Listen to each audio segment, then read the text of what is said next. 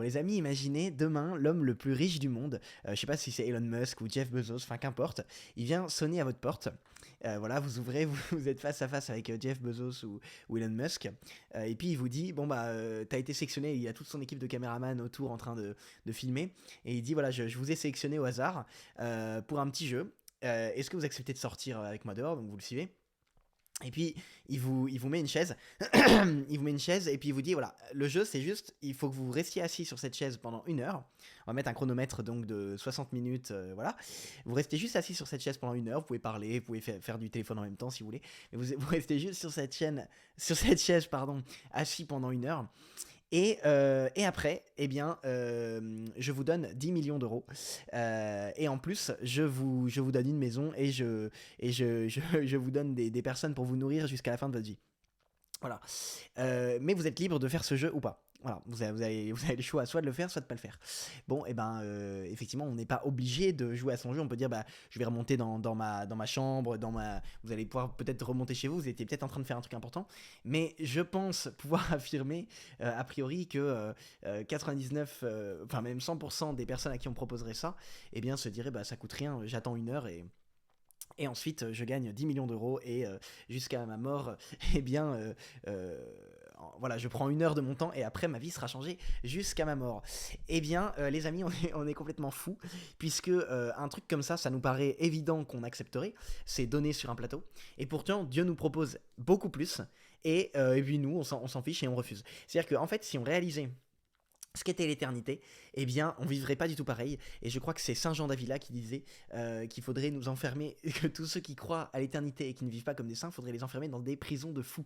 Et c'est vrai qu'on devrait nous coffrer pour être aussi incohérents. Et je voulais faire cette petite vidéo pour qu'on se réveille. Si vous regardez cette vidéo, voilà, que vous êtes chrétien ou catholique et que vous avez foi que Dieu existe, qu'il y a une éternité après notre mort, mais qu'est-ce qu'on attend, les amis? Parce que l'éternité, bah, par définition, c'est éternel, ça ne s'arrête jamais. Donc, on peut pas dire que c'est comme s'il y avait des milliards d'années, puisque voilà, totalement, ce sera plutôt comme un instant présent qui ne s'arrête jamais. Mais pour parler en termes imagés, on peut imaginer que c'est comme s'il y avait des milliards et des milliards d'années.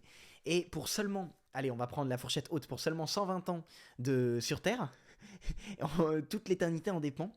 Et notre bonheur et notre joie éternelle dépendent de 120 années sur Terre. Donc, l'exemple de tout à l'heure, 1 heure, dont plusieurs décennies dépendent d'1 heure, ça n'a rien à voir avec là. Là, on parle de. Enfin, comment dire, je sais pas si vous voyez l'écart, mais là, on parle de 120 ans, mais à côté, une éternité. Donc, il y a rien de comparable. Enfin, je veux dire, c'est rien du tout, 120 ans pour l'éternité, 120 ans à payer pour l'éternité. Donc, je veux dire que si Dieu nous avait demandé de souffrir pendant 120 ans, de devoir se flageller tous les matins, ne manger que du pain et de l'eau pendant toute notre vie. Qu'est-ce qu'il aurait pu nous demander d'absurde? Enfin voilà, imaginons si Dieu nous avait demandé tout ça, même là, ça aurait été tellement intéressant de tout donner pour Dieu, mais quitte à souffrir, à vraiment renoncer à toute forme de plaisir pendant la courte durée qu'est notre vie sur Terre, 120 ans, pour voir une éternité de bonheur, et ça n'a même pas de. Donc, déjà, ça n'a pas de fin, et puis il y a même pas de. On peut même pas imaginer à quel point le ciel sera incroyable. De la même façon, comme dit saint Alphonse de Liguori, que les chevaux peuvent même pas s'imaginer. Quand on leur dit, mais t'auras un festin, quand on dit ça à un cheval, imaginons que le cheval il puisse comprendre notre langue, il pourrait même pas imaginer ce qu'est un festin, puisque lui il connaît que la paille, l'avoine. Et donc, on peut même pas de toute façon imaginer. Donc, qu'est-ce que je voulais dire? Voilà, donc c'est pour dire que vraiment, évidemment, ça vaut le coup de tout donner, même si on devait souffrir pendant 120 ans. Il y en a qui disent parfois oui, mais c'est trop dur, renoncer au monde, renoncer au plaisir. Mais enfin, mais ça vaut tellement le coup. Voilà, est-ce qu'on a foi? Tout ça, c'est parce qu'on manque de foi qu'il y a une éternité qui suit cette vie. Cette vie est passagère. Dans 100 ans, on sera tous morts. Toutes les personnes qui regardent cette vidéo, sauf si, eh bien, d'ici là, je sais pas, Dieu renouvelle le monde et que le règne de l'esprit arrive et qu'on peut vivre plus longtemps. Bon, j'en sais rien, mais à part ça, normalement, on sera tous morts dans peu de temps. Et ben, ça vaut le coup de tout donner pour Dieu. Mais en plus, ce qui est génial, c'est que Dieu ne nous demande même pas, c'est quand même hallucinant, Dieu ne nous demande même pas en soi de, eh bien, justement, souffrir pendant 120 ans. En plus, c'est ça là où c'est complètement fou. Il nous dit de renoncer à tout, certes, mais il nous dit que celui qui aura renoncé à tout recevra le centuple au ciel Non, c'est recevra l'éternité, quoi. Et dès cette terre, c'est dans l'évangile, hein, et dès cette terre, dès ici-bas, il recevra le centuple. Donc c'est quand même complètement dingue, c'est-à-dire que dès ici-bas, on sera heureux. Donc si je reprends mon exemple de la chaise avec l'homme le plus riche du monde qui viendrait proposer, c'est pas tant, il proposerait pas, tu dois rester 1 heure assis sur une chaise, et ensuite je te donne 10 millions d'euros. Un exemple équivalent, ce serait plutôt tu dois venir avec nous juste 1 heure, mais on va te donner les meilleurs plats du monde pendant cette heure, on va te donner tout ce qu'il y a de meilleur humainement parlant. Donc dès l'heure qu'on doit vivre, elle est déjà extraordinaire en fait. Et donc les 120 années, fourchette haute en plus, hein, pour la plupart d'entre nous qui écoutons ça, il s'agit que de quelques décennies. Mais je prends vraiment volontairement la fourchette large. Pour le siècle qui nous est demandé de vivre tout au plus, et bien en plus, Dieu veut nous rendre heureux dès cette terre si on lui donne tout.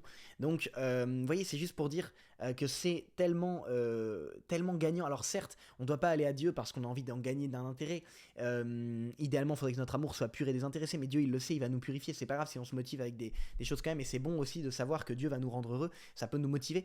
Et donc voilà, je me dis, on est complètement fous, et c'est ce que disait Saint Jean d'Avila, on devrait nous mettre dans des prisons de fous, tous les chrétiens qui ne vivons pas en saints, puisque l'éternité est longue, la vie est courte, et qu'est-ce qu'on attend, quoi. Même si on devait tout quitter, traverser le monde pieds nus pour annoncer le Christ, même là ce serait intéressant, ce serait rentable entre guillemets de passer 100 ans de souffrance pour une éternité de bonheur. Mais en plus, ce qui nous est demandé, c'est tout simple, c'est juste de vivre dans l'amour en gros, et bon, après, je vais pas rentrer dans le détail, qu'est-ce que la sainteté, tout ça. J'ai fait une formation justement via Divina pour apprendre à devenir saint. Donc, en gros, mais la sainteté, ça se résume à aimer Dieu, aimer les autres.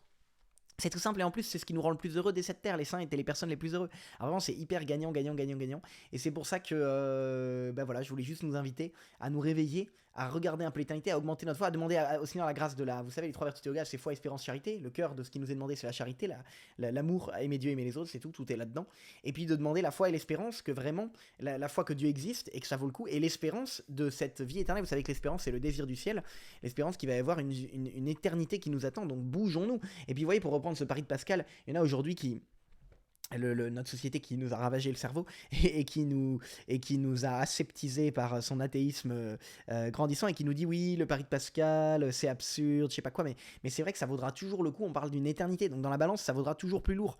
Quand bien même il y aurait une chance sur 1 milliard. En fait, c'est ça le truc, c'est quand même il y aurait une chance sur 1 milliard d'IM que ce soit vrai, ça vaudrait déjà le coup. Mais là, on parle pas de chance sur 1 milliard, on parle de 100%. On sait que Dieu existe, on peut le rencontrer. Enfin, vraiment, Dieu nous a donné tout pour pas se tromper, justement, parce qu'il veut pas nous piéger. Et c'est tout simple, en fait. Il nous montre le sens de la vie. Il nous dit, bah vas-y, fonce. Et qu'attendons-nous, quoi. Donc voilà, on va regretter sinon sur notre lit de mort. J'avais fait une autre vidéo là-dessus sur les regrets qu'on a au moment de la mort. Il y a plein de regrets comme ça qui reviennent au moment de la mort, et c'est toujours de pas assez avoir vécu pour le but profond de notre vie qui est l'amour.